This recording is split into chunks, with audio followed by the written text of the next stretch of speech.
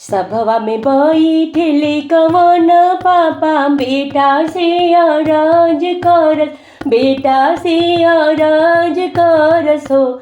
ए बबुआ सुन तनी की आवतारे कवन जीजा बाबू के जनम सुन के, बाबू के बंधैया सुन के हो। ए बबुआ सुन तनी की आवतारे तहार जीजा बाबू के जनम सुन के, बाबू के बंधैया सुन के हो। आवतरी तये पापा जी आवे देवो नाश्ता पानी कराई देबो, टेबुल कुर्सी लगाई देबो हो। ए पापा जी देई देबो दुआरा पर के गैया हंसत अपना घरे जइहे, हंसत अपना घरे जइहे हो। ए पापा जी देई देबो दुआरा पर के कारवा हंसत अपना घरे जइहे, हंसत अपना घरे जइहे हो।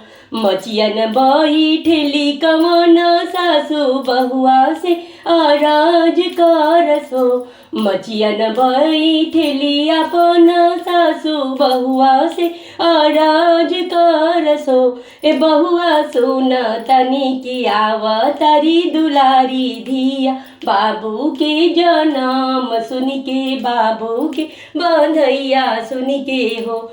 आवतरी त ए मम्मी जी आवे देहो के वड़िया ओठ गाई देहु रजैया हमके ओढ़ाई देहु हो। ए मम्मी जी कह दीह बहुआ बेमार लवटी अपना घरे, दस लवटी अपना घरे जइहे हो।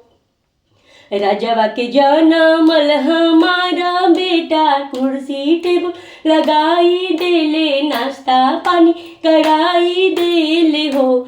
अरे घस कटवा के बेटिया तू बहुआ के वड़िया ओठंगाई देलू रजैया ओढ़ी के सोतेलू, रजैया ओढ़ी के सोतेलू हो।